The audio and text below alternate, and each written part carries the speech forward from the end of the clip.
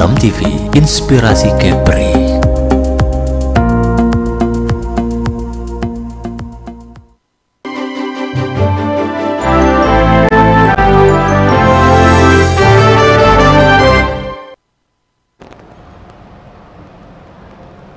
pemirsa, apa kabar Anda hari ini? Senang sekali saya Tibogis Pamungkas kembali hadir dalam program acara Kepri Cerdas, sebuah program acara yang akan menambah informasi dan juga wawasan dalam bidang pendidikan, khususnya bagi warga masyarakat Kota Batam dan sekitarnya. Dan kesempatan hari ini, perbincangan kita akan membahas terkait dengan pemanfaatan teknologi di era digital, khususnya untuk dunia pendidikan tinggi.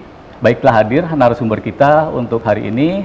Beliau adalah Ketua Program Studi S2 Magister Manajemen, Bapak Dr. Lukmanul Hakim SEMSI. Selamat siang, Pak Lukman. Siang, Pak. Sehat, Pak ya? Sehat, alhamdulillah. Baik, narasumber kita berikutnya adalah Ibu Rafika Permatahati, SEMEK. Beliau adalah Ketua Program Studi untuk S1 Akuntansi. Sehat, Bu ya? Sehat, Pak. Alhamdulillah. Ya, kita akan bersama-sama memberikan informasi dan juga wawasan bagi warga masyarakat Kota Batam, khususnya ilmu pengetahuan dan juga pendidikan, Ibu. Kita sudah memasuki era digital di mana perkembangan zaman yang sangat pesat ini banyak pemanfaatan di bidang teknologi ini.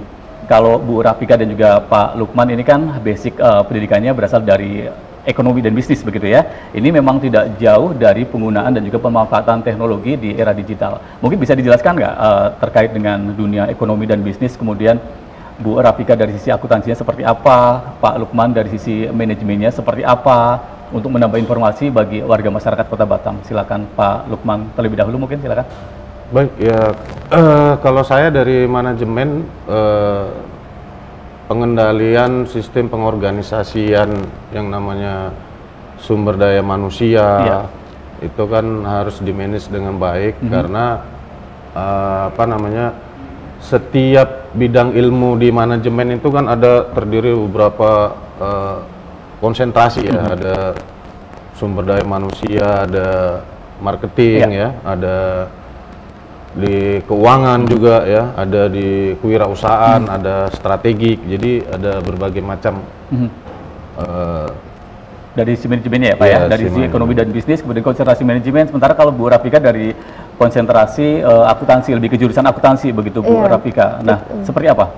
Kalau jadi kan kita tuh berkesinambungan antara di manajemen dengan akuntansi. Jadi istilahnya akuntansi itu kami istilahnya membuat laporan yang mana nanti bisa digunakan untuk user, pengguna informasi, yang mana nanti yang menggunakan ya pihak manajemen. Jadi makanya tadi bahasanya berkesinambungan. Jadi manajemen pun nggak bisa berdiri sendiri gitu, pasti membutuhkan report, laporan.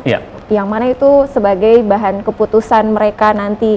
Jadi perusahaan itu maunya apa sih nextnya gitu. Kan perusahaan itu punya tujuan, punya goals. Nah, itu pasti dibutuhkan akuntansi di situ. Begitu. Dan memang akuntansi dengan manajemen ini merupakan bagian dari ilmu pengetahuan khususnya di bidang ekonomi dan bisnis yang memang sangat erat kaitannya dan sangat digunakan dalam kehidupan kita sehari-hari begitu ya Pak Lukman. Pak Lukman juga merupakan dosen di Pascasarjana Unrika begitu Pak Lukman ya. Kalau kita menyikapi terkait dengan dunia yang sudah semakin berkembang pesat, kemudian teknologi juga akan terus digunakan dalam segala aspek termasuk dalam sisi bisnis dan ekonomi gitu. Kalau dari sisi manajemen, pemanfaatan teknologi digital sudah sejauh mana Pak Lukman? Kalau sekarang kita sudah melakukannya dengan yang pertama itu melaksanakan perkuliahan itu misalnya dengan cara hybrid.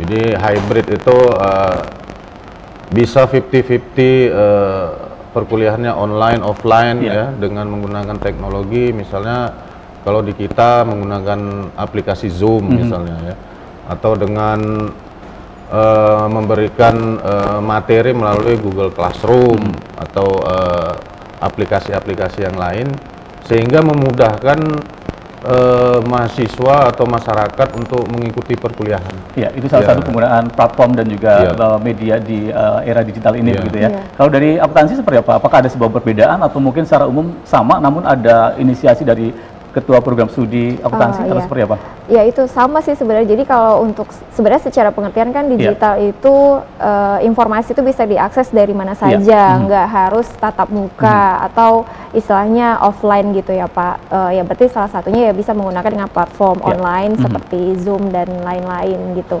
Nah untuk pengguna pun, user ya, stakeholder pun sekarang mau nggak mau kita harus memanfaatkan teknologi tadi, berbasis teknologi tadi gitu, Pak.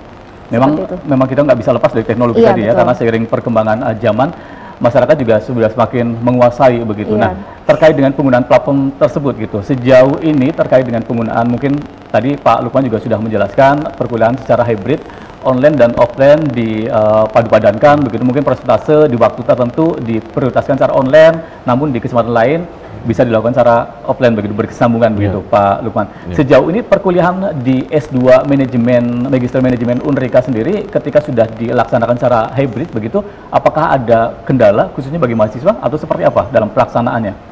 Untuk selama ini yang sudah dilakukan itu belum ada kendala yang berarti, karena memang jaringan internet kita di Kepri khususnya mungkin sudah lebih baik dari waktu ke waktu ya, karena kita sudah melaksanakan sudah dari setelah COVID ya.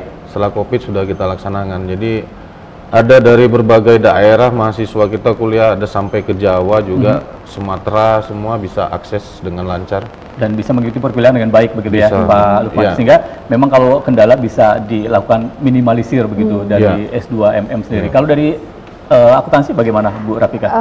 Kalau dari akuntansi sebenarnya kita aktualnya memang masih tatap muka ya, Pak. Tapi kadang tuh ada waktu atau momen yang harus menggunakan online gitu. Jadi kalau memang COVID ini terpaksa untuk menggunakan platform online. Jadi nggak ada istilah gagap teknologi ya, Pak. Mau dosennya senior atau enggak, mau nggak mau kita harus pakai penggunaan teknologi ini gitu. Nah, jadi nggak ada alasan misalnya entah hujan atau ada hal-hal yang kira-kira menghalangi untuk tatap muka, mau nggak mau kita bisa akses melalui digital tadi gitu. Jadi memang sekarang kita nggak bisa untuk menghindar dari teknologi ini gitu. Harus siap, baik itu di sisi kami sebagai penyedia pendidikan maupun mahasiswa itu sendiri gitu. Sehingga tidak ada alasan mata kuliah ini tidak tercapai secara maksimal ya begitu, karena harapannya semuanya juga bisa berjalan meskipun tidak bisa diselenggarakan secara offline, mungkin pelaksanaan juga bisa dilakukan secara online atau sebaliknya begitu, Pak Lukman. Kalau dari komentar atau respon dari mahasiswa sendiri bagaimana? Apakah selain kendala mereka di lapangan juga merasa bersyukur nih karena perkuliahan secara online membantu mereka yang mungkin posisinya di luar Batam, sedang bertugas dan lain sebagainya? Ya, itu salah satu hikmah lah, hikmah COVID yang dirasakan oleh masyarakat, karena di kita sendiri di sisi mahasiswa itu sangat dimudahkan sekali. Karena kalau di pasca sarjana yang notabene mahasiswanya itu kan hampir 100% sudah bekerja. Nah, jadi waktu itu sangat berharga. Jadi kapanpun dan dimanapun mereka bisa akses perkuliahan. Nah, jadi sangat mudah sekali. Perkuliahan juga artinya mahasiswa juga ketika mengalami kendala dalam hal ini adalah sedang melaksanakan tugas dari tempat dia bekerja, mereka tetap bisa menjalankan perkuliahan begitu. Di akuntansi juga sama? Sama, Pak. Jadi kalau di Batam rata-rata mahasiswa kami pasti pekerja gitu, mayoritas pekerja. Atau dulu mungkin fresh grade SMA, pasti mereka targetnya itu bekerja, kuliah sambil bekerja begitu. Jadi dengan ada kuliah online kita nggak terlalu strict dengan yang tatap muka tadi, itu pasti memudahkan mereka gitu. Misalnya kalau dulu kan ada tugas dinas luar, itu perlu izin dan mereka harus libur gitu atau ketinggalan materi. Nah, sekarang mereka bisa akses materi dari mana saja. Idealnya kalau kita lihat persentase gitu, apakah di mata kuliah tertentu punya kebijakan yang berbeda? Misalkan sebagai contoh, mata kuliah yang akuntansi nih banyak hitung-hitungan gitu, mungkin akan lebih banyak perkuliahan secara offline karena praktek secara langsung, atau mungkin tidak, mata kuliah tertentu ini cukup dilakukan secara online saja, atau ada proporsi tersendiri untuk masing-masing mata kuliah, atau seperti apa perhitungannya, Bu Rafika? Kalau kan kita punya regulasi begitu ya, Pak. Jadi karena kita kampusnya itu adalah memang mengharuskan tatap muka, kita nggak boleh full online seperti itu. Jadi makanya namanya hybrid. Jadi full, ada setengah online dan offline. Nah, mungkin proporsi itu tergantung bagaimana dosennya menyampaikan materinya, ketercapaian dari suatu capaian mata kuliah gitu. Ya mungkin di akuntansi itu kalau hitungan, menurut saya belajar itu nggak harus dari materi dosen, karena dari berbagai sumber pun sekarang mahasiswa bisa akses gitu, seperti itu Pak. Iya, kalau secara praktek mungkin lebih banyak offline begitu ya. Oh iya, offline. Di kampus tatap muka dengan dosen begitu ya. Kalau di Magister Manajemen sendiri bagaimana Pak Lukman menyikapi hal itu? Iya, kalau kita selain karena perkuliahannya dilaksanakan secara hybrid, jadi kita pihak operator sebagai penyelenggara itu menyiapkan materi-materi perkuliahan di platform classroom atau di e-learning. Jadi disiapin materi-materinya, silabusnya, sehingga kapanpun dan dimanapun mahasiswa bisa akses, bisa download sendiri. Tambahan terkait dengan hal itu gitu ya. Nah, kadang di lapangan nih sering kita dapatkan informasi dari masyarakat mungkin yang ingin lanjut kuliah S2 misalkan gitu. Ada beberapa komentar dari masyarakat belum ingin ambil S2 sekarang misalkan gitu, karena saya masih sibuk bekerja begitu. Nanti aja dulu kalau sudah tidak terlalu sibuk bekerja. Mungkin Pak Lukman juga bisa memberikan sedikit gambaran terkait ketika mengambil perkuliahan S2 MM khususnya di Unrika nih. Hal itu bisa tetap berjalan berdampingan, artinya pekerjaan juga tetap bisa berjalan, kemudian perkuliahan juga diharapkan juga bisa berjalan secara optimal, atau mungkin Pak Lukman juga bisa memberikan informasi kepada masyarakat terkait dengan hal itu. Silakan Pak Lukman. Iya, untuk selama ini sih kita menyarankan ya langsung saja kuliah ya, karena kesempatan dan momentum sekarang ini yang bisa melaksanakan perkuliahan secara hybrid itu kan harus dimanfaatkan bagi orang-orang yang sudah bekerja. Jadi karena karena selama ini kita sudah berjalan mau 3-4 tahun setelah COVID itu tidak ada kendala. Sudah sama-sama bisa berjalan.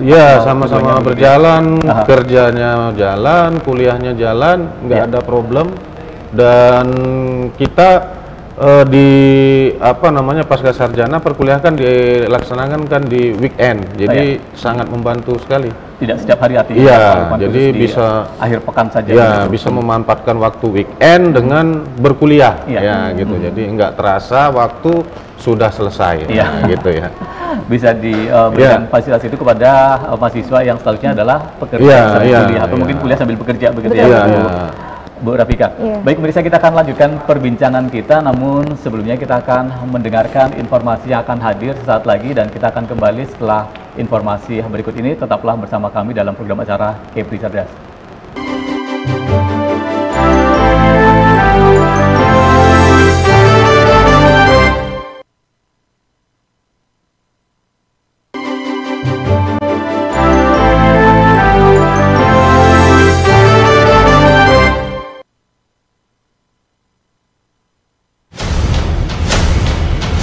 Batam memang belum punya klub yang pro di pro ya. Menurut saya itu baru klub yang semi pro lah, saya bilang gitu. Dunia pariwisata di Kepri dari tahun ke tahun akan meningkat apabila Kepri sendiri diberikan perlakuan khusus oleh pemerintah pusat dalam hal ini tentang FOA itu sendiri. Dan kami sendiri mengalami hal-hal yang katanya sampai 2 tahun COVID, faktanya kami ekspansi. Faktanya kami melakukan terobosan-terobosan yang berapa investasi yang kami raih berhasil masuk. Adanya MOU baru yang disepakati oleh pemerintah Indonesia dan pemerintah Malaysia tentang pekerja domestik, Pak. Sadar nggak kita bahwa kita direbutkan oleh Malaysia dan Singapura? Dan mereka dengan cara mereka menghalang-halangi terjadinya transit di Indonesia.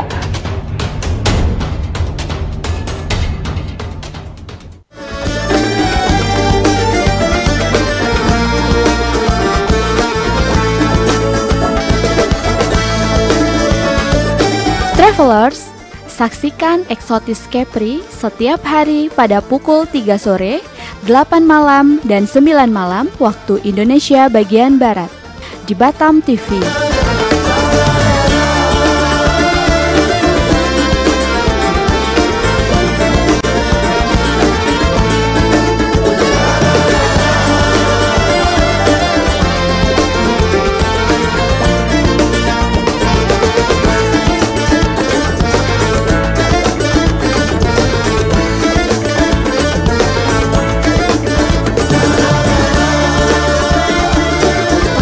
Nikmati keindahan destinasi wisata di Provinsi Kepri.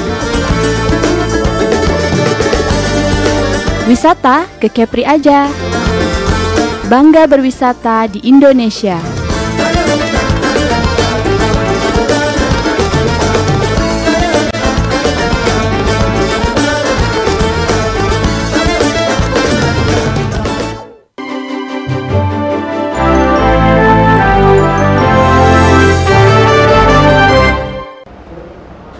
Baik pemirsa, kita lanjutkan perbincangan kita untuk hari ini di program acara Kepri Cerdas, sebuah media yang akan menambah informasi dan juga wawasan dalam dunia pendidikan, khususnya bagi warga masyarakat Kota Batam dan sekitarnya.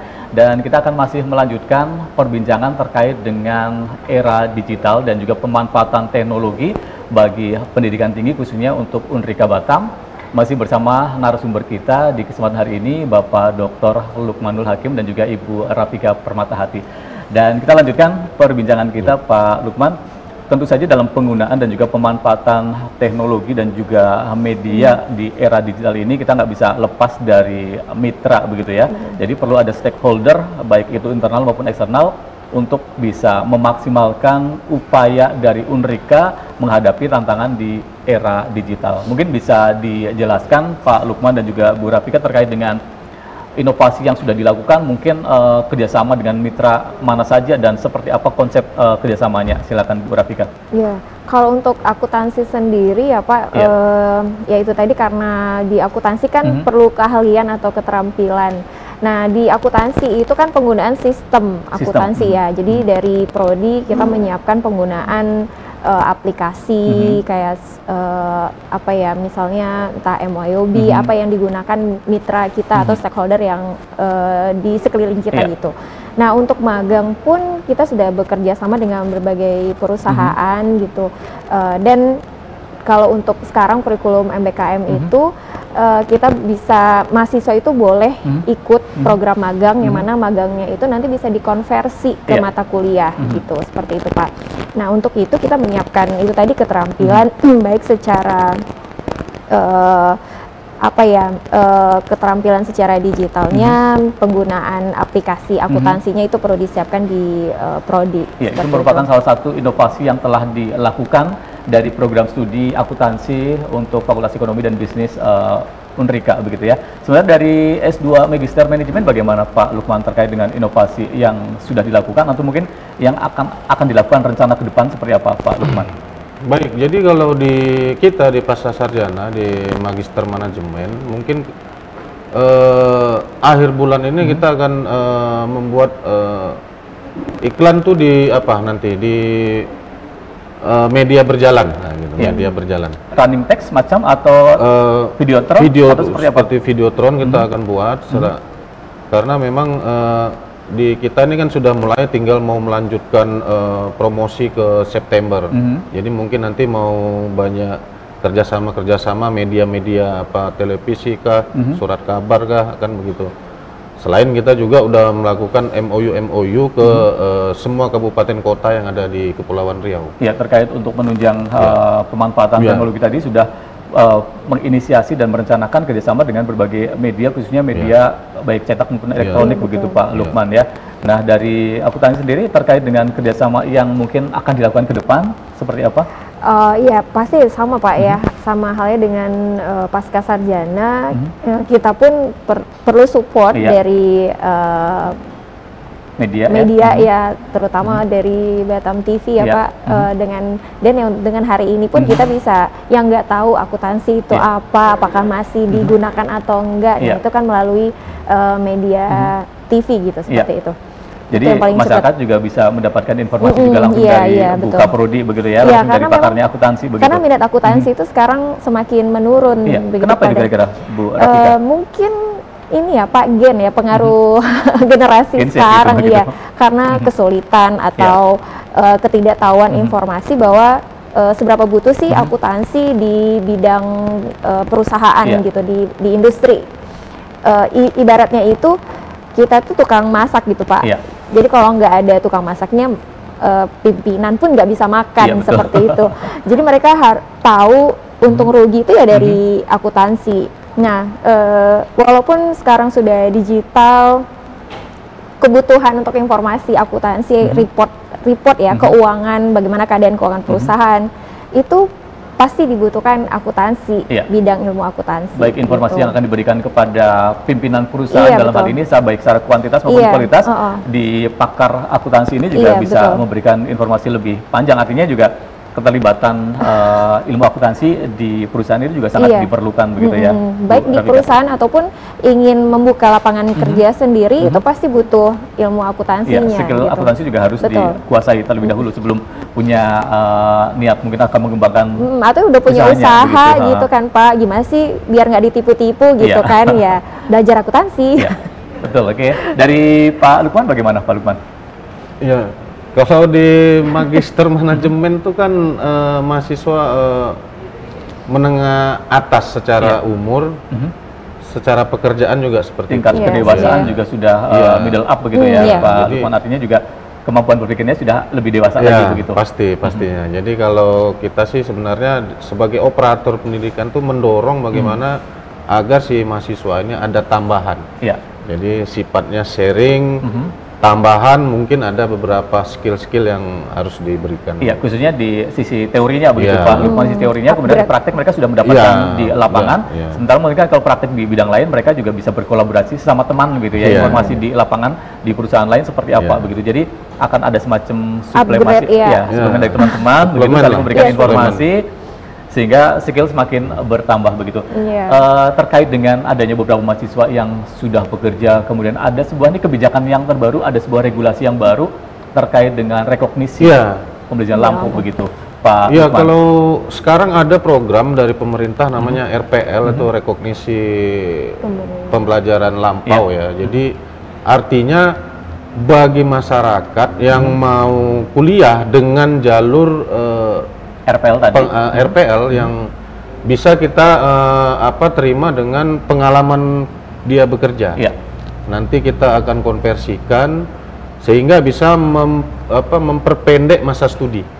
Nah, jadi mungkin kalau reguler S1 itu mungkin 8 semester, mungkin dengan RPL, sistem RPL mungkin dia nanti tinggal 6 semester atau 4 semester. Jadi lebih bisa cepat lagi. Jadi bagi yang berkarir di swasta ataupun pemerintah, nah itu sangat berguna sekali. Ya, jadi untuk pemirsa yang berada di rumah, mungkin sebagai gambaran dan juga informasi tambahan terkait dengan RPL atau rekognisi pembelajaran lampu, ini merupakan bentuk regulasi atau kebijakan yang diberikan oleh pemerintah untuk pendidikan tinggi, khususnya bagi mahasiswa yang saat ini sudah bekerja atau telah bekerja, artinya punya pengalaman, punya experience pekerjaan, itu bisa dilakukan konversi mungkin dari segi mata kuliah dan juga bahkan tugas akhir juga bisa direkognisi juga begitu ya.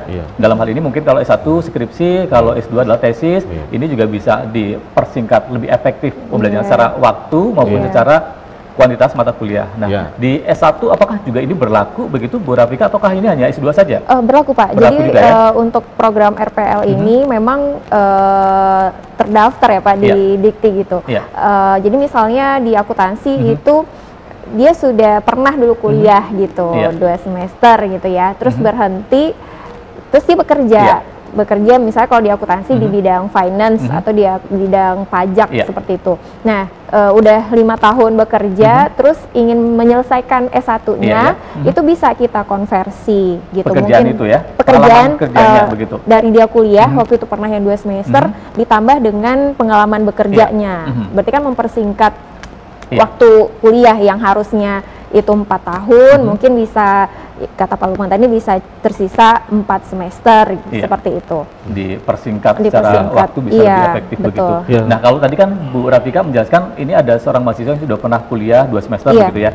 Bagaimana kalau ada seorang lulusan SMA nih katakanlah, kemudian mereka bekerja, katakanlah 10 tahun, sudah pernah punya pengalaman di lapangan bekerja, mungkin bahkan karena secara waktu mereka sudah cukup panjang perjalanan karirnya, mungkin sudah berada di top manajemen begitu, kemudian memutuskan untuk kuliah dari awal. Apakah ini juga berlaku RPL atau seperti apa? Iya, bisa Pak. Tetap bisa Pak. Berlakukan begitu, meskipun sebelumnya dia belum kuliah, kemudian dia bekerja terlebih dahulu, kemudian dia memutuskan untuk kuliah, pemberlakuan RPL sangat bisa sekali Pak. Segera aja itu dimanfaatkan karena memang ini Kita operator khususnya Unrika Ya. itu memang dapat kesempatan atau kepercayaan dari Dikti untuk Ya. melaksanakan RPL karena standarnya itu minimal akreditasinya B. Iya. Baru bisa melaksanakan atau menjadi operator RPL tadi. Oke, ya baik pemirsa yang ada di rumah nih, banyak juga teman-teman yang ketika lulus SMA kemudian memutuskan untuk bekerja, dan sekarang mungkin pengalaman kerja Anda sudah lebih dari 5 tahun atau mungkin bahkan sebagian dari Anda sudah lebih dari 10 tahun, kemudian Anda punya sebuah niat untuk kuliah. Ini ada kesempatan yang cukup berharga karena Unrika merupakan salah satu kampus yang mendapatkan kepercayaan dari pemerintah terkait dengan kegiatan RPL. Nah, ketika Anda memutuskan untuk lanjut ke S1, mungkin bisa salah satu alternatifnya bisa bergabung dengan Bu Rafika begitu Iya, ya, betul. di S1 akuntansi, atau mungkin ketika teman-teman dan juga pemirsa di rumah sudah pernah menempuh pendidikan S1 kemudian berniat untuk lanjut S2, bisa menghubungi Pak Dr. Lukmanul untuk mendapatkan informasi lebih lanjut terkait dengan adanya RPL. Nah, nanti teknisnya seperti apa Pak Lukmanul mungkin akan menjelaskan lebih panjang lagi begitu ya di belakang layar begitu Pak Lukman ya. Iya, bisa Pak. Sebenarnya pendek saja itu Iya. teknisnya itu. Iya, yang penting daftar aja, nanti kita konversikan sehingga bisa menghemat masa studi dan menghemat biaya. Iya. Sejauh ini Bu Rafika, apakah sudah ada beberapa mahasiswa yang melakukan RPL tersebut? Untuk RPL ini, jadi kan RPL itu ada dua Pak, Ya. ada transfer SKS, ada perolehan SKS. Nah, transfer SKS itu misalnya dia pindahan dari kampus lain ke kampus, ke prodi kami gitu. Ya. Untuk yang perolehan itu yang bekerja itu masih proses karena baru mulai itu nanti di semester ganjil. Ya. Tapi yang masuk sudah ada gitu, yang mau tanya-tanya ini bisa diakui atau tidak, seperti itu. Boleh kalau misalnya butuh butuh jawaban, bisa main aja ke Unrika seperti itu. Bisa berkunjung ke Fakultas Ekonomi dan Ini Bisnis. bagian dari inovasi digital itu tadi gitu, Mbak. Kita bisa bekerja dari mana saja, bisa kuliah dari mana saja seperti itu. Pemanfaatan Iya, media ini media. juga perlu dioptimalkan Iya, begitu ya Bu betul. Rafika. Nanti mungkin pemirsa yang ada di rumah ingin mendapatkan informasi lebih lanjut terkait dengan program studi S1 akuntansi, Anda bisa berkunjung di Fakultas Ekonomi dan Bisnis Unrika ya. Iya. Yang baik kampus 1 maupun kampus 2. Nanti akan ada Ibu Rafika yang sudah standby di sana untuk memberikan informasi lebih lanjut kepada masyarakat. Pak Lukman, kalau sejauh ini bagaimana antusias masyarakat terhadap RPL di jenjang strata 2? Apakah dari sekian mahasiswa itu setiap tahunnya ada saja yang sudah melakukan dan sudah menggunakan kebijakan dari pemerintah tersebut, atau seperti apa? Baik, mungkin di Jawa itu sudah berjalan, sudah mulai. Iya. Mungkin setahun belakangan, tapi kalau di kita di Batam, khususnya di Unrika, baru akan kita laksanakan pada semester ganjil sekarang. Iya. Jadi mulai dari bulan 6 besok sampai September. Jadi ini kesempatan emas lah ya untuk Iya. masyarakat, karena baru begitu kan? Atau Iya. kebijakan ini masih baru, segera aja dimanfaatkan, segera aja digunakan kesempatan betul. yang Ya, berharga karena ini begitu. peminatnya sudah banyak sekali nih Pak, Iya. yang udah daftar untuk melaksanakan program RPL ini Iya. atau mengikuti program RPL ini sudah banyak. Ya, artinya jangan Iya. disia-siakan kesempatan ini untuk Iya. pemirsa yang ada di rumah, gunakan maksimal mungkin ya untuk Iya. kegiatan ini. Baik pemirsa, kita akan lanjutkan perbincangan kita untuk hari ini. Tetaplah bersama kami akan hadir sesaat lagi setelah informasi berikut ini.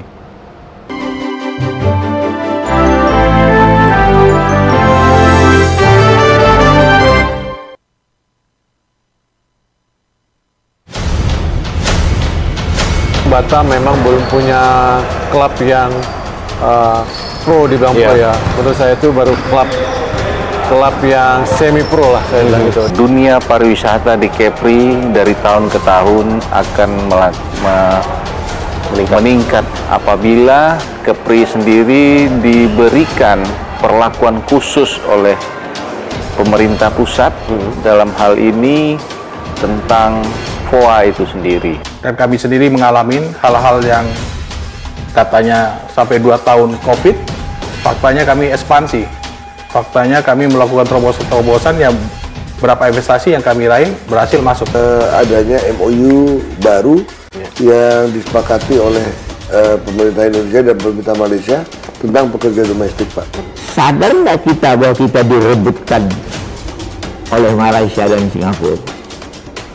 Dan mereka dengan cara mereka menghalang-halangi terjadinya transit di Indonesia.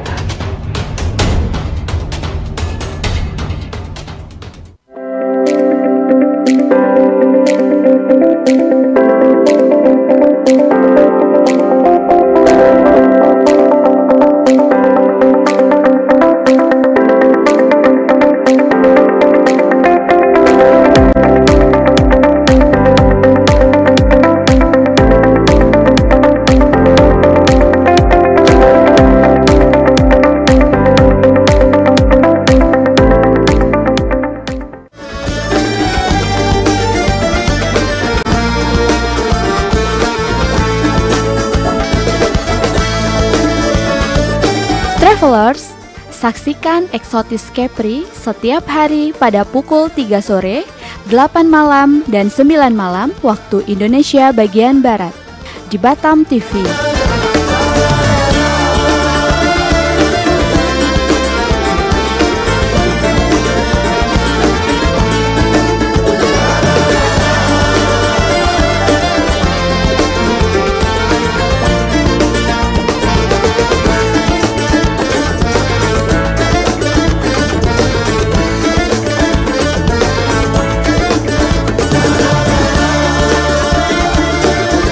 Nikmati keindahan destinasi wisata di Provinsi Kepri. Wisata ke Kepri aja. Bangga berwisata di Indonesia.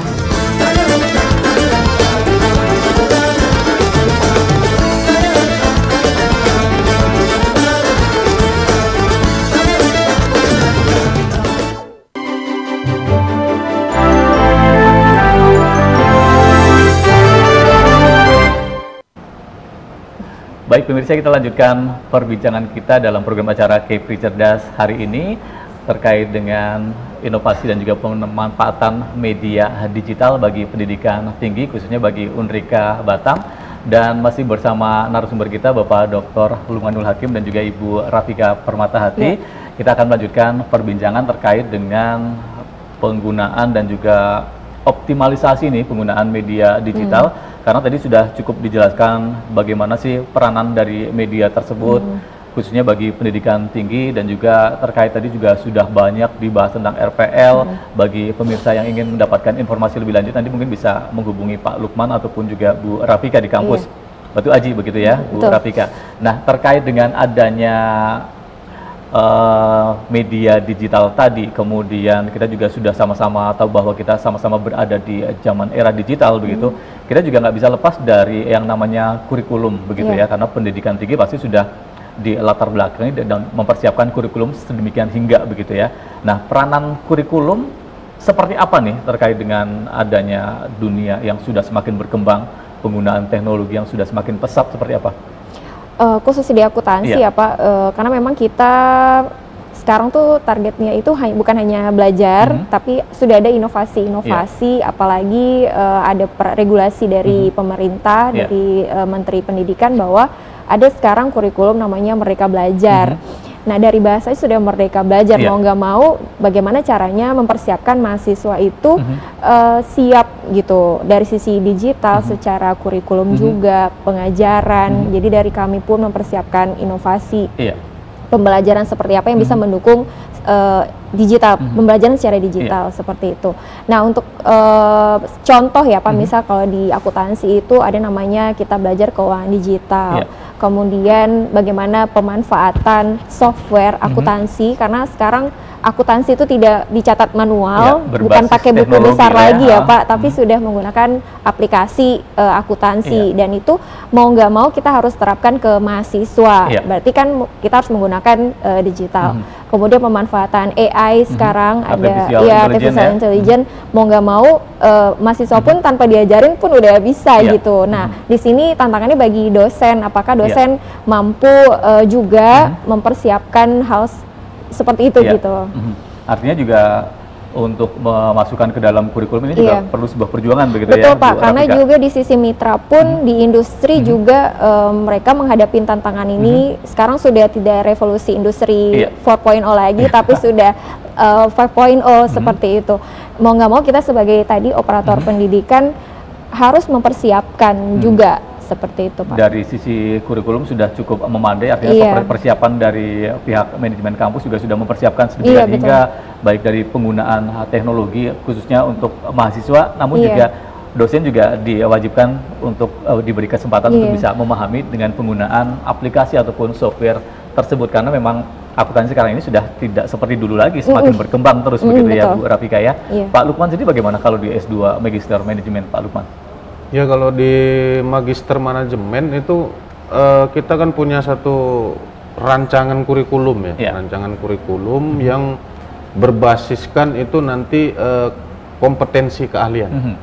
Jadi ada beberapa konsentrasi sehingga ketika dia menyelesaikan 13 mata kuliah itu harus dia punya kompetensi keahlian. Misalnya dia konsentrasinya sumber daya manusia, dia harus mampu sebagai manajernya sumber daya manusia, ahli dalam sumber daya manusia. Begitu juga di konsentrasi pemasaran. Nah, dia punya kompetensi keahlian di bidang pemasaran. Apalagi sekarang ada sudah beralih ke pemasaran digital.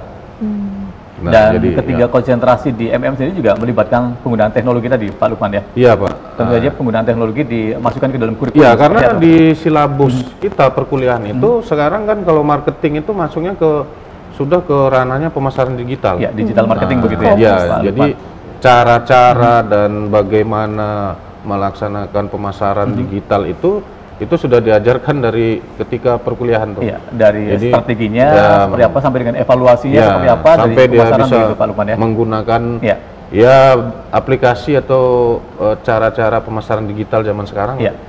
Dalam merancang kurikulum nih, apalagi S1 kan kurikulumnya SKS-nya cukup banyak ya. Tadi kalau Pak Lukman di S2 kan mata kuliahnya 13 begitu Pak Lukman ya. Kalau dari S1 kan pasti mata kuliahnya puluhan gitu ya. 100 Mata kuliahnya cukup banyak begitu. Dari segi rancangan kurikulum ada sebuah kendala yang dihadapi atau ini merupakan sebuah dianggap sebagai bukan kendala tapi ketantangan atau seperti apa? Tantangannya itu kan ada keterbatasan jumlah SKS yang harus batas maksimal gitu. Maksimal itu sekarang 144 SKS atau kita hitung 8 semester atau per semester itu cuman maksimal 21 SKS. Nah, mungkin untuk di S1 yang menjadi kesulitan mahasiswa itu sampai sekarang itu adalah tugas akhir ya Pak, skripsi. Kenapa sih skripsi masih ada gitu ya? Nah, karena sekarang yaitu ya mahasiswa dituntut untuk kreatif, bagaimana menghadapi era digital ini. Nah, program pemerintah pun mensupport gitu. Salah satunya itu mahasiswa ditantang untuk ikut program kreativitas mahasiswa.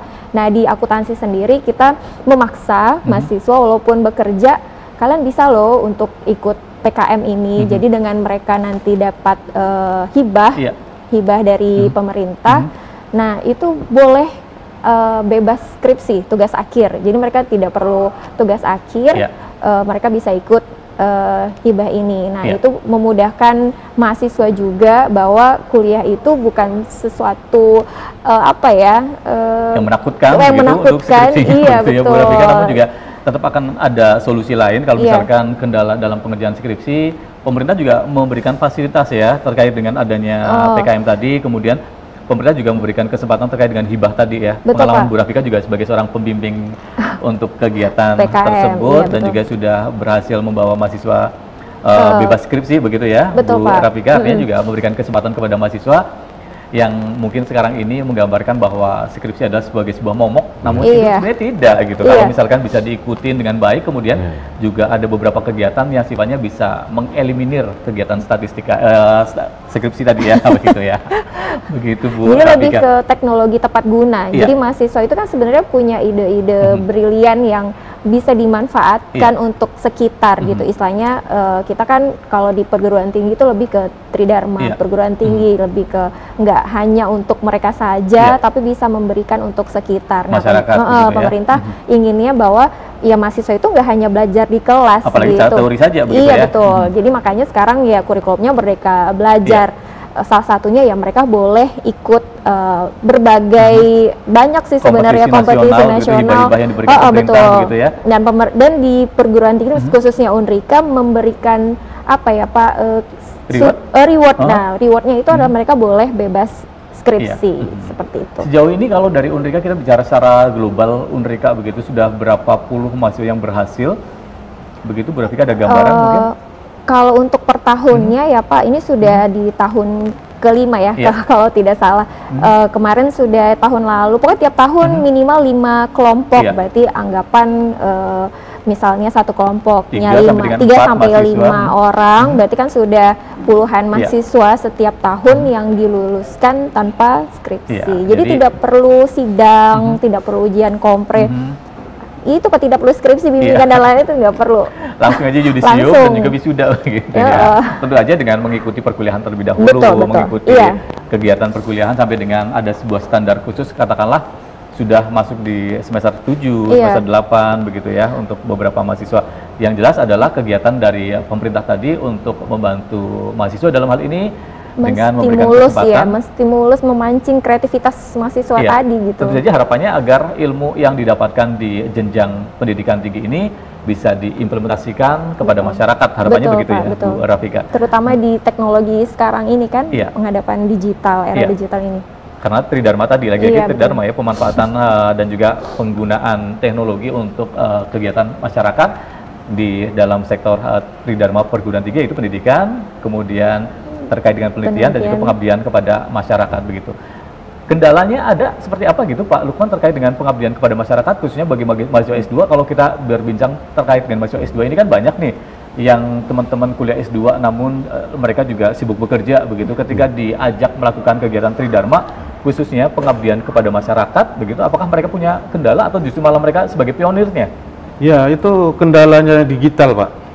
Nah, itu kendalanya digital, karena kita digital artinya lebih banyak ke online, sehingga ketika kita mau mengadakan kegiatan-kegiatan yang bentuknya ke masyarakat, sehingga kita butuh perencanaan, butuh waktu, bagaimana mengumpulkan ini mahasiswa agar bisa punya kegiatan gitu kan. Apalagi sekarang mahasiswa kita itu, apalagi yang baru sekarang itu 95% itu di luar Batam. Mahasiswanya, domisili mahasiswanya ya. Domisilinya atau asalnya? Domisilinya. Artinya juga sekarang posisinya mereka di luar Batam. Di luar Batam. Artinya mereka juga karena tadi pemanfaatan media perkuliahan secara hybrid. Akhirnya mereka memutuskan kuliah di Unrika. Di Unrika karena ada kemudahan hybrid tadi. Jadi maka yang sekarang itu malah lebih banyak yang dari mahasiswa dari luar kota Batam. Jadi ini juga merupakan sebuah tantangan, namun juga ini merupakan sebuah katakanlah menjadi sebuah kendala ketika akan melakukan Tridharma perguruan tinggi, khususnya pengabdian masyarakat secara offline begitu ya. Nah, untuk meminimalkan adanya kendala-kendala tersebut, apakah ada solusi tersendiri atau mungkin ada strategi yang bisa dilakukan? Ya, jadi kita sekarang sedang membuat satu rancangan agar bisa membuat satu kegiatan. Minimal di setiap satu semester kita merencanakan sebuah kegiatan untuk ke pengabdian masyarakat.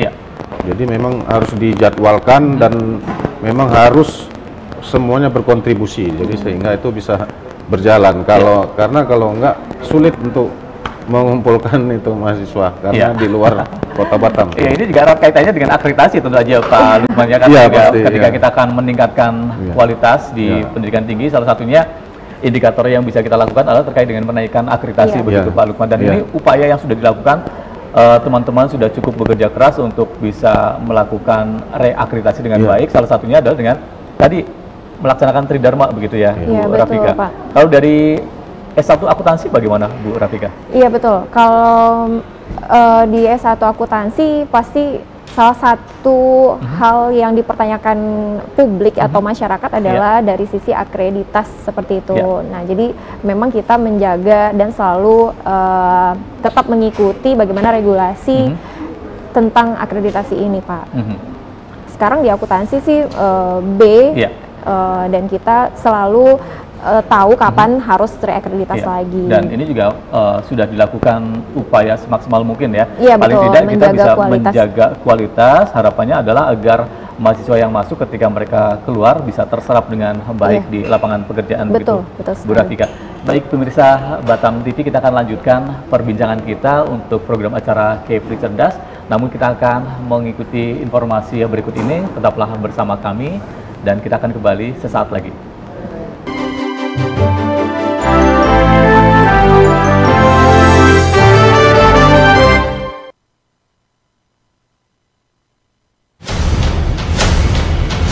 Batam memang belum punya klub yang pro di bidang pro ya. Menurut saya itu baru klub yang semi pro lah, saya bilang gitu. Dunia pariwisata di Kepri dari tahun ke tahun akan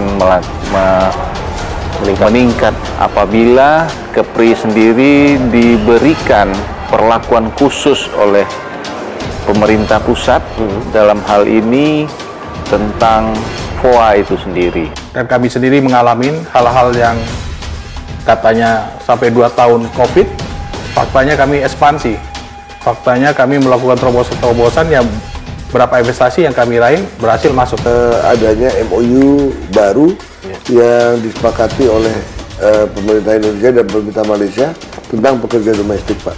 Sadar nggak kita bahwa kita direbutkan oleh Malaysia dan Singapura? Dan mereka dengan cara mereka menghalang-halangi terjadinya transit di Indonesia.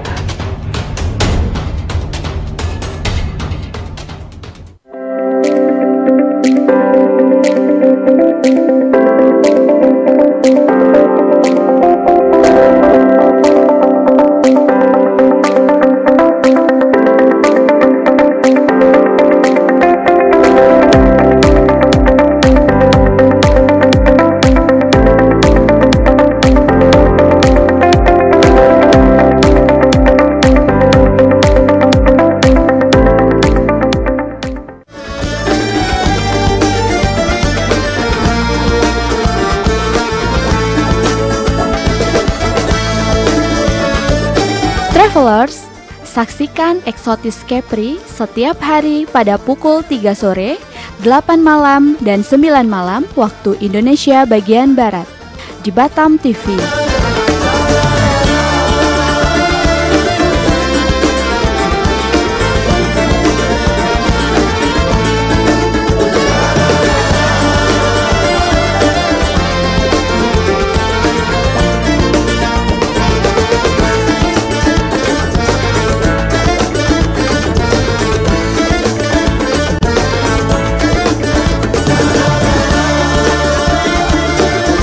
Nikmati keindahan destinasi wisata di Provinsi Kepri.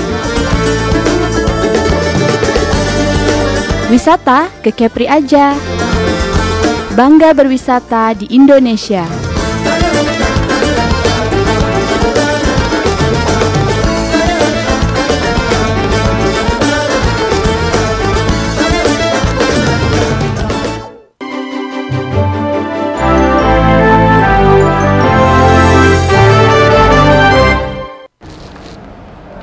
Iya pemirsa, kita lanjutkan perbincangan kita dalam program acara Kepri Cerdas, dan kita juga masih bersama narasumber kita Bapak Dr. Lukmanul Hakim dan juga Ibu Rafika Permatahati terkait juga dengan pemanfaatan teknologi di media digital khususnya bagi mahasiswa dan juga pelaksana kegiatan pendidikan di pendidikan tinggi khususnya di Unrika Batam. Dan kita lanjutkan perbincangan kita. Pak Lukman tadi sudah cukup banyak menjelaskan terkait dengan penggunaan teknologi di Unrika, terkait dengan pembelajaran yang sifatnya hybrid, online maupun offline, pemanfaatan media untuk melaksanakan informasi kepada masyarakat dan lain sebagainya, sampai dengan tadi sudah menyinggung terkait dengan RPL dan juga kebijakan serta regulasi yang bisa didapatkan mahasiswa dan juga calon mahasiswa ketika akan melanjutkan baik S1 maupun S2. Nah, selain kurikulum yang sudah dipersiapkan sedemikian sehingga memang ini merupakan bagian tugas dari baik Kaprodi S1 maupun Kaprodi S2 untuk mempersiapkan mahasiswa yang katakanlah melek digital begitu. Nah, kalau kita berbicara ke depannya nih, target-target ke depan, kemudian akan ada pencapaian khusus yang akan diraih atau akan direncanakan di S1 maupun di S2 terkait dengan visi dan juga mungkin misi dari Unrika sendiri seperti apa? Apakah bisa dijelaskan kepada masyarakat. Silakan Pak Lukman. Ya mungkin kalau dari sisi di program pasca sarjana itu mungkin kita ke depan mau melaksanakan tuh perkuliahan itu tidak hanya online sebatas mahasiswa dan dosen saja. Kedepannya kita berencana itu kalau bisa perkuliahan atau berjalannya perkuliahan itu bisa diakses oleh siapapun. Jadi tidak hanya mahasiswa Unrika saja, begitu atau seperti apa? Ya, jadi mungkin kita bisa sharing ke apa namanya media-media sehingga jalannya perkuliahan itu bisa diakses siapapun. Jadi perkuliahan, materi perkuliahan dalam hal ini begitu ya? Perkuliahannya. Jadi tidak hanya diakses oleh mahasiswa begitu, namun juga oleh masyarakat yang ingin mendapatkan informasi dan juga jadi pengetahuan, bisa belajar, semuanya bisa sama-sama belajar gitu. Begitu artinya juga dapat diakses oleh siapapun, kapanpun dan dimanapun begitu ya, dimanapun mungkin di luar Batam juga ingin mengakses kegiatan perkuliahan S2MM. Sekarang kan sebenarnya teknologi itu kan sekarang perkuliahan itu misalnya di Inggris itu kita bisa nonton mereka sedang kuliah. Nah, itu kan sekarang sebenarnya seperti itu. Jadi harapannya Unrika ke depan juga akan melakukan hal yang sama begitu ya. Jadi harapan kita mungkin ke depan Unrika bisa memfasilitasi untuk itu. Ya, jadi agar ya setidaknya dengan teknologi siapapun itu semua bisa belajar. Jadi tidak terbatas. Siapa aja bisa mengakses begitu ya, katakanlah yang tadinya belum ada sebuah niatan untuk melanjutkan S2 mungkin bisa didahului dengan apa sih sebenarnya yang dipelajari di jenjang S2 begitu ya. Nah kalau di S1 akuntansi bagaimana Bu Rafika? Ada sebuah perbedaan atau sama yang akan dilakukan oleh S2MM? Sebenarnya secara teknis sama ya Pak, mungkin secara keseluruhan di prodi dalam pemanfaatan atau penerapan teknologi ini bukan sebagai tantangan lagi, tapi kita harus mengikuti arus gitu. Dengan adanya penerapan teknologi, kita bisa menciptakan mahasiswa yang siap baik untuk dirinya sendiri ataupun nanti industri yang akan menerimanya. Dan apalagi dengan penerapan teknologi ini pasti harapannya kita menghasilkan lulusan yang mana nanti siap digunakan, yang mana selama kuliah itu relevan dengan bidangnya, kemudian yang pasti terjangkau, seperti itu Pak. Dan target itu harapannya juga bisa tercapai dengan baik begitu ya, agar bisa berjalan secara optimal, maksimal dan juga tepat sasaran, tepat guna begitu ya. Ilmu yang digunakan kemudian diimplementasikan kepada masyarakat itu juga akan membuat ilmu semakin berkembang begitu Bu Rafika dan juga Pak Lukman. Ada hal lain yang bisa diinformasikan kepada masyarakat dan juga pemirsa Batam TV, Pak Lukman, terkait dengan penggunaan teknologi di S2MM Unrika sendiri? Ya mungkin dengan adanya teknologi digital sekarang ini mungkin ke depan mungkin kepada seluruh masyarakat yang mungkin berminat untuk kuliah melanjutkan studi, mungkin sudah saatnya lah di zaman sekarang ini untuk memanfaatkan ini sehingga tidak mengganggu yang namanya pekerjaan dan kegiatan-kegiatan lain, sehingga ke depan mungkin tidak hanya Kepri, mungkin di Indonesia tingkat pendidikan kita tuh bisa meningkat. Iya, ini juga merupakan kontribusi dan juga peran membangun IPM di Provinsi Kepri yang sudah berhasil begitu ya. Jadi salah satunya adalah salah satu indikator yang bisa diberikan, bisa dihasilkan oleh Unrika.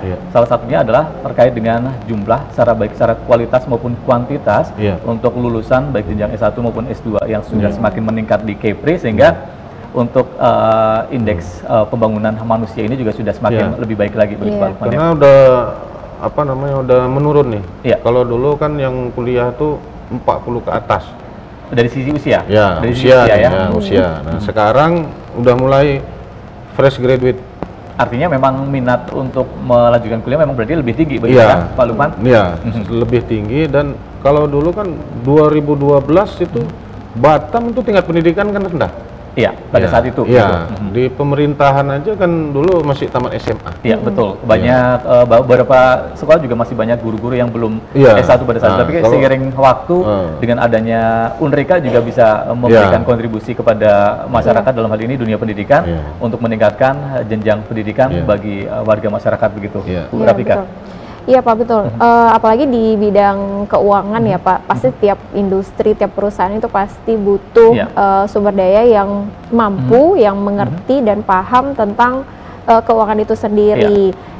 Dan sebenarnya kalau di keuangan atau di ekonominya semakin terbatas manusianya, maka semakin langka, otomatis nilainya makin meningkat seperti itu. Jadi jangan takut untuk masuk di akuntansi karena dari sisi pengajar, tim pengajar itu rata-rata praktisi yang memang sudah berpuluh tahun di bidang akuntansi ini.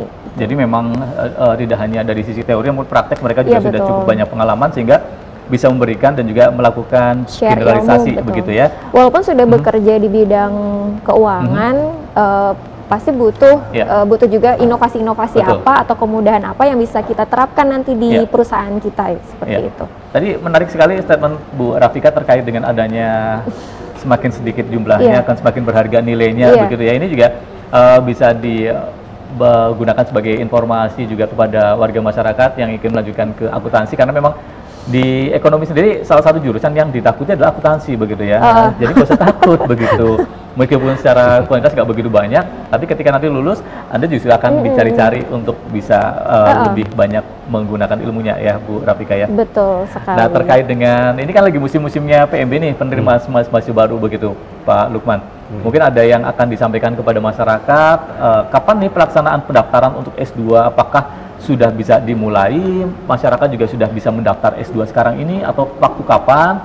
Kemudian apakah ada kebijakan tersendiri, atau mungkin yang ditunggu oleh masyarakat adalah siapa tahu nih ada diskon khusus seperti itu terkait dengan pendaftaran untuk S2 maupun S1. Mungkin Pak Lukman dulu akan menjelaskan kepada masyarakat. Silakan Pak Lukman. Ya, di kita sekarang kan sedang memang penerimaan mahasiswa baru ya. Ada dua rentang ya, ada yang kalau di pasca sarjana itu ada di genap sama ganjil. Nah, jadi kalau yang genap sekarang sudah berjalan, sudah 2 kali pertemuan karena minat mahasiswa baru itu sangat tinggi, jadi sehingga di semester genap sudah kita buka kelas. Dan itu sudah berjalan, apalagi kemarin dapat subsidi dari pihak Unrika. Pendaftar dari bulan Desember sampai ke Maret itu kita bebaskan uang pembangunan sebesar 5 juta rupiah. Bebas biaya pengembangan. Itu sampai dengan bulan? Sampai bulan Maret. Artinya sekarang sudah tidak mendapatkan kemudahan itu lagi, atau mungkin ada kemudahan lain? Dari Maret sampai September 50%. Oh, 50%. Artinya juga masyarakat masih punya kesempatan nih. Diskon 50% terkait dengan dana pembangunan bagi Pak Lukman. Artinya dana pembangunan yang seharusnya dibayarkan 5 juta berarti cukup dibayarkan 2,5 juta begitu. 2,5 juta dari S2 MM. Jadi masyarakat yang akan melanjutkan S2 MM ini sudah buka pendaftaran mahasiswa baru, dan masih ada juga terkait dengan potongan dana pembangunan begitu yang bisa masyarakat dapatkan. Ini 50%, angka yang lumayan juga, bisa digunakan juga begitu Pak Lukman ya. Dan masih ada slot sampai September. Iya, masih ada. Karena ini peminat sangat banyak sekali. Karena artinya kalau misalkan nanti belakang-belakang karena di kuota begitu masa sarjana kan itu ada maksimal. Ada kuota ya begitu ya. Apa namanya, peserta kelas. Ya, dia nggak boleh lebih dari 20 orang. Harapannya jangan ditunda-tunda begitu ya. Kalau masyarakat ingin melanjutkan kuliah S2 segera aja, silakan bisa berkunjung ke S2 MM Unrika begitu ya. Nah, di S1 sendiri bagaimana? Kesempatan ini juga apakah sama begitu? Apakah memang ada kemudahan tersendiri, atau sistem prosedur tesnya bagaimana untuk nih masyarakat yang saat ini baru aja lulus SMA begitu kan? Cari informasi begitu, silakan Bu Rafika. Sebenarnya untuk informasi penerimaan mahasiswa baru itu tinggal datang aja ke Unrika di Batu Haji. Itu sudah ada pusat layanan informasi. Jadi nanti teman-teman atau masyarakat yang ingin bertanya, mendaftar, itu boleh langsung aja. Nanti akan ada FO kami, front office-nya yang akan melayani masyarakat sekitar. Iya, terkait dengan apa saja nih syarat pendaftaran, berapa biaya pendaftaran dan lain sebagainya ya, Bu Rafika? Mereka pun banyak ya Pak, ada diskon uang pengembangan, kemudian nanti ada beasiswa-beasiswa, mungkin untuk siswa SMA yang mungkin top SMA-nya mungkin itu bisa ada beasiswa bebas SPP. Iya, banyak sekali tawaran beasiswa dan juga kemudahan yang bisa diberikan, bisa didapatkan oleh masyarakat. Baik pemirsa Batam TV, perbincangan kita terkait dengan pemanfaatan media digital di era digital ini bersama Bapak Dr. Lukmanul Hakim dan juga Ibu Rafika Permatahati SEMAK ya. Terima kasih untuk perbincangan kita, semoga bisa memberikan informasi kepada masyarakat Kota Batam dan kita akan lanjutkan perbincangan kita dalam program acara Kepri Cerdas edisi mendatang. Sampai jumpa, terima kasih dan Assalamualaikum warahmatullahi wabarakatuh.